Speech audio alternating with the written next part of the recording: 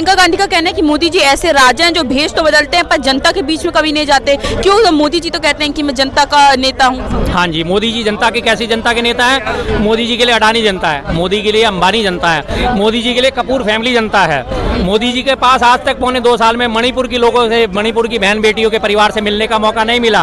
उनके परिवार वालों को अपने पास नहीं बुलाया, लेकिन कपूर फैमिली जो है एक सेलिब्रिटी फैमिली है, उसके घर के लोगों को बुला के उनको लिए पूरा टाइम है उनके पास।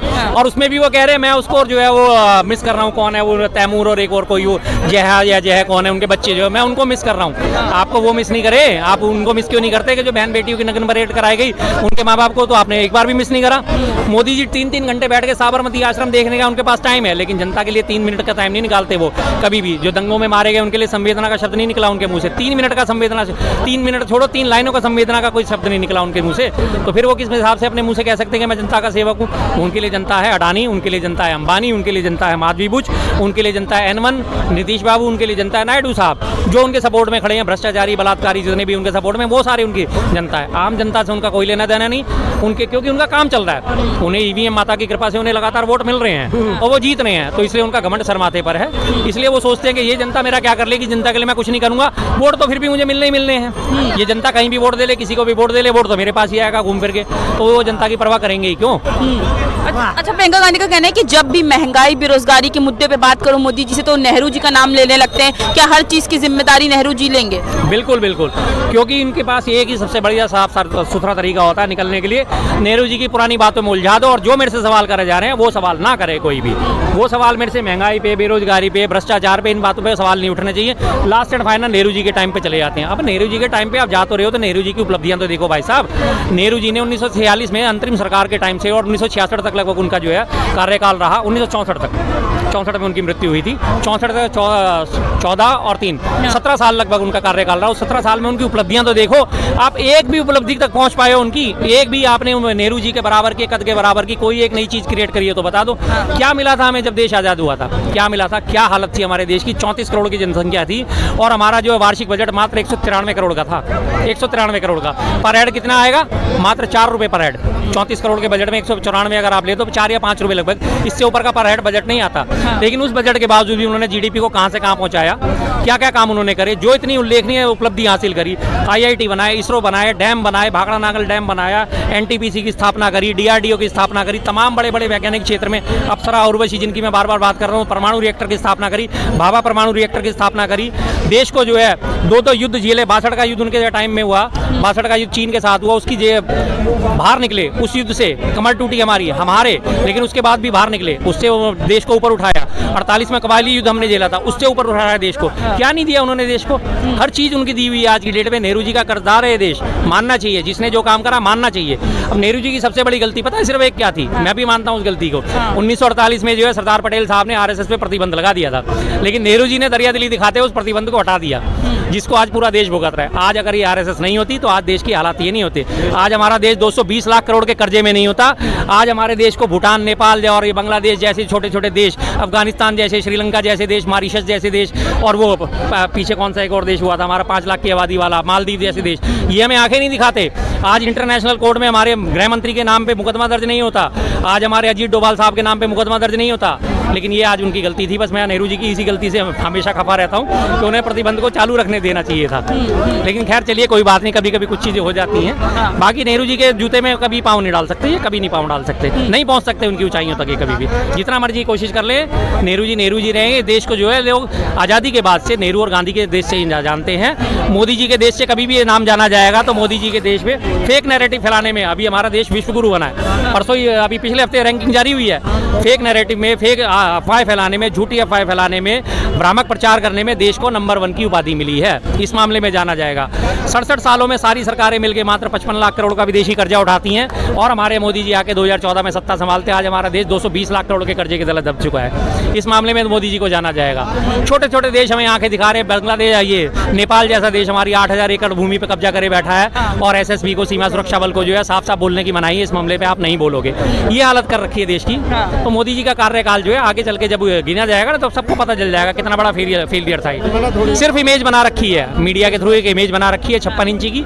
बाकी 56 इंच के गुब्बारे में हवा बिल्कुल भी नहीं है। प्रियंका गांधी का पहला भाषण था संसद में, उन्होंने पहले ही भाषण में कह दिया कि भाजपा जो है कायर है, कायरों के हाथ में ज्यादा समय तक सत्ता रहती नहीं है। क्यों कहा जा रहा है कायर आखिर? देखिए जी, पिछले आप इतिहास पे थोड़ा सा नजर डालोगे, पिछले 10 सालों के इतिहास पे नजर डालोगे, आपको लगातार इस सरकार की कायराना हरकतें एक एक करके सारी सामने नजर आ जाएंगी। कोई भी इन्होंने वादे करे, वो वादे पूरे नहीं करे, वो सारी कायराना हरकत होती है। किसी से आप वादा करके उस वादे को पूरा ना करो तो वो कायराना हरकत मानी जाती है। उसके बाद अगर आप सीमा की सुरक्षा की बात करी जाए तो सीमाएं आज हमारी इतनी सुरक्षित हो चुकी हैं, वो भी कायराना हरकत में आती है। 1962 युद्ध के जो है परमवीर चक्र विजेता मेजर शैतान सिंह है, उनका स्मारक बना हुआ था चीन की सीमा पर। 2019 की में गलवान घाटी में होने के बाद जो घटना हुई थी, उसके बाद 2021 में जो है उस स्मारक को जो है चीनी सेना ने अपने कब्जे में ले लिया और वो स्मारक जो है खत्म कर दिया गया वहाँ से। 2 साल तक इस बात को छुपाए रखा कि परमवीर चक्र विजेता का स्मारक जो है वो चीनी कब्जे में चला गया है, छुपाए रखा इस बात को, बाहर नहीं आने दिया गया। तो ये कायराना हरकत नहीं है तो और क्या है? चीन हमारी 46,000 स्क्वायर किलोमीटर जमीन पे कब्जा करे बैठा है और उसके खिलाफ इनके मुंह नहीं खुलता, तो ये कायराना हरकत नहीं है तो और क्या है? मणिपुर पौने 2 साल से चल रहा है और मणिपुर की जाके जनता का सामना नहीं कर सकते तो ये कायराना हरकत नहीं है तो और क्या है? नेपाल जैसा छोटा सा देश अपने 100 रुपए के नोट पे हमारे लिपू लेक और काला पानी को जो है, जो हिमाचल में दर्रे हैं उनको जो है अपने नोट पे छाप देता है और उस पर वो आवाज़ नहीं उठाते, तो ये गलत कायराना हरकत नहीं है तो और क्या है? सारी चीज़ें एक से एक मेहुल चोकसी को लाएंगे, ललित मोदी को लाएंगे, नीरव मोदी को लाएंगे, दाऊद इब्राहिम को लाएंगे, उनके सबके प्रत्यर्पण कराएंगे, आज तक उनके खिलाफ कुछ नहीं कर पाए। ये तो कायराना हरकत नहीं तो और क्या है? इन सब चीज़ों को कायराना हरकत में तो गिना जाएगा और किस चीज़ में? क्या इनको ब्रेवरी अवार्ड दिया जाएगा इन कामों के लिए? नहीं। अच्छा, कांग्रेस जो अब अपने आप को सुरक्षा कवच बता रही है, जनता का कह रही है, जनता का सुरक्षा कर रही है कांग्रेस, तो किस चीज़ से सुरक्षा की जरूरत है जनता को?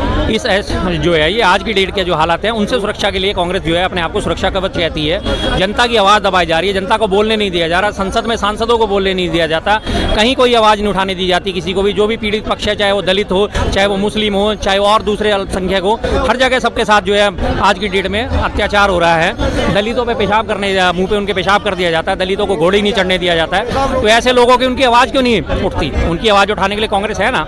संभल की अभी बात करें तो संभल में आपने देखा क्या हालत हुई थी? 6 लोग मरे। हाँ जी, 1 मिनट। संभल में 5 लोग मारे गए और उसके बाद ये जो घटना आकार लेके गई, तो उसके बाद किसी भी आप सत्ताधारी पक्ष में किसी भी एक नेता का, किसी भी एक व्यक्ति का कोई ट्वीट दिखा दीजिए, कोई उनकी सहानुभूति की 2 लाइनें दिखा दीजिए। योगी जी ने उनके लिए सहानुभूति की लाइन कही हो, ठीक है जी, दंगा फसाद हुआ, पत्थरबाजी हुई, गोलियां चली, जो भी कुछ हुआ, लेकिन जान तो गई ना। किसी भी किस्म से लोगों ने जान तो गंवाई। अपनी उस जान के लिए क्या उनकी तरफ से कोई भी एक संवेदना का शब्द आया? कोई संवेदना का शब्द आया? नहीं आया। ना योगी जी का आया, ना मोदी जी का आया, ना इनके मंत्रिमंडल में से किसी का आया, किसी का कोई शब्द नहीं आया। तो ऐसे लोगों की सुरक्षा करने के लिए वो थे। हाथरस जो है रेप पीड़िता जो लड़की थी, 4 साल आज हो गए, अभी राहुल गांधी जी उनके परिवार से मिलकर आए हैं। 4 साल में पहले उनके लिए जबरदस्त घोषणाएं करी गई थी, आज उनमें से एक भी घोषणा पूरी अभी तक होती हुई नजर नहीं आई। 4 साल हो गए इस बात को, और ये बात काफी टाइम से उठ रही थी कि उनके लिए घोषणा तो कर दी गई है लेकिन उनके लिए कुछ नहीं किया। अब जब वो जमीनी हकीकत देख के आए तो क्या ये इसलिए सुरक्षा कवच नहीं है? अभी उन लोगों को अब थोड़ा सा फिर से दोबारा से सक्रिय होगा प्रशासन, फिर एक आध घोषणा और कर देगा और फिर ठंडा बैठ जाएगा। 2018 में अमन मिश्रा नाम के एक लड़के की गोली मार के हत्या कर दी गई थी, उसके लिए बकायदा इसी तरह से हिंदू मुस्लिम एंगल से उसके लिए बकायदा जो है वो घोषित करा गया था, मुआवजा घोषित करा गया था, नौकरी उसके परिवार में देने की घोषणा करी थी। 2018 से आज 2024 आ गया, 6 साल हो गए। 6 साल से उसके परिवार वाले अभी तक उनको कुछ नहीं मिला। अब वो जाके धरने पे बैठे हैं, तो पीछे जब वो धरने पे बैठे तो उनको धरने से उठा दिया गया।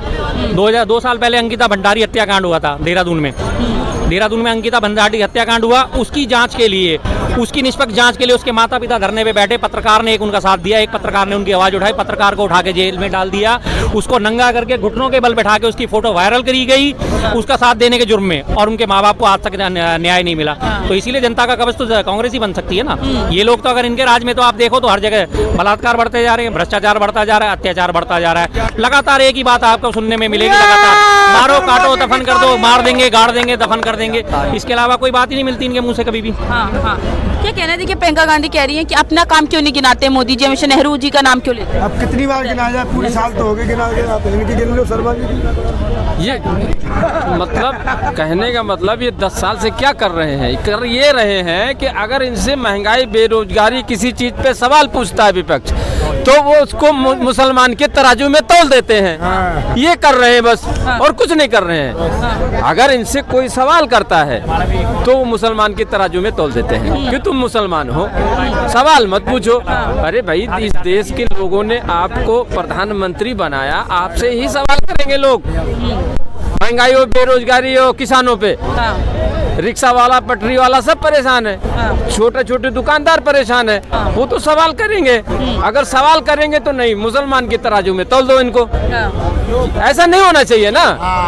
अच्छा, प्रियंका गांधी का कहना है कि देश में अभी ऐसा माहौल हो गया जैसे अंग्रेजों के समय में हुआ करता था, इतना जनता डरती है। अब भाई है ही है, जब किसानों पे बॉर्डर पे बैठे हुए किसानों को तुम खालिस्तानी और पाकिस्तानी बोल देते हो और उनको उनके जूतों में कील ठोकने की कोशिश करते हो, तो क्या देश है ये, बताइए आप। तो मोदी जी तो कहते हैं ना जनता के लिए लगातार काम करते हैं 24 घंटे। जनता के लिए काम नहीं करते, हाँ। जनता को एक दूसरे से अलग कर दिया। अच्छा, ये कहते हैं कि ये देश के लिए काम करते हैं। 140 करोड़ की बात करने वाले 140 करोड़ की लोगों को अलग कर दिया। तुम इधर चले जाओ, तुम उधर चले जाओ, तुम उधर चले जाओ, तुम उधर चले जाओ। और फिर क्या किया, फिर क्या नारा लगाया, मस्जिद के नीचे मंदिर ढूंढो, और उधर उद्योगपति साले लूटे जा रहे हैं, उधर कह रहे हैं तुम लूटो। मैं जानता हूँ इन लोगों को, मैं इनको अच्छी तरह जानता हूँ। वो एक कहावत कहते हैं, माँ मुरादे पूरी करते हलवा बांटूंगी। अरे अपनी माँ की तो सेवा होती नहीं है। यहाँ इस देश में कुछ लोग ऐसे लोग हैं सनातनी कि अपनी माँ की सेवा नहीं होती है, उस माँ को तो लात मार के बाहर भगा रखा है। अच्छा। और वहाँ कहते हैं माँ मुरादे पूरी करते हलवा बांटूंगी। ऐसे कौन से सनातनी मैं बताऊँ, मैं तो पूछना चाहता हूँ कौन से सनातनी है। तो मतलब इस बात से सहमत है कि प्रियंका गांधी कह रही है कि मोदी जी जो है जहाँ पे प्रेम होता है वहाँ भी नफरत फैला देते हैं। बिल्कुल, नफरत से देश नहीं चलता। कोई भी दुनिया का कोई भी देश उठा के देख लो, अगर नफरत से चला हो। आज रसिया यूक्रेन में क्या हो रहा है, इजराइल में और उसमें ईरान में हुआ क्या हो रहा है, यही तो हो रहा है ना। नफरत से कोई देश नहीं चलता है, मोहब्बत से दोष चलता है। पर भाजपा तो कहती है मोहब्बत की दुकान पे जो कांग्रेस चल रही है उल्टा नफरत फैलाती है, कहती है मोहब्बत की दुकान है। तो इन्हीं से पूछो ना, ये मस्जिद के नीचे मंदिर क्यों ढूंढ रहे हैं, पूछो ना, पूछो। आप लोग जाके, बड़े बड़े मीडिया वाले हैं, ये आप जाके पूछो ना उनसे, आप पूछिए कि ये क्या कर रहे हो तुम। भाई ये नफरत नहीं है तो क्या है भाई। आप अगर हमारा कोई समझौता है मंदिर मस्जिद पे, तो मुसलमान को भी मेज पे बिठाओ ना, और उस मेज पे तुम भी बैठो, और दोनों सलाह करके इस देश को आगे ले जाओ। और तुमने देश को नारा दे दिया नहीं मस्जिद के नीचे मंदिर ढूंढो, ये क्या मतलब हुआ, बताओ जी। हाँ, क्या कहना है, देखिए प्रियंका गांधी का आज पहला भाषण था, उनका कहना है कि कायर के हाथ में ज्यादा समय सत्ता नहीं रहती है, मोदी जी को कायर बताया जा रहा है, क्या कहना है? नहीं देखे हैं आप कुछ। तो इस बयान पे क्या कहना है कि कायर बोला जा रहा है मोदी जी को? नहीं, कायर तो नहीं बोलना चाहिए, देश के प्रधानमंत्री हैं। तो लगता है काम उनके हैं ऐसे कि उनको बोला गया ऐसा? ना ऐसा कुछ नहीं।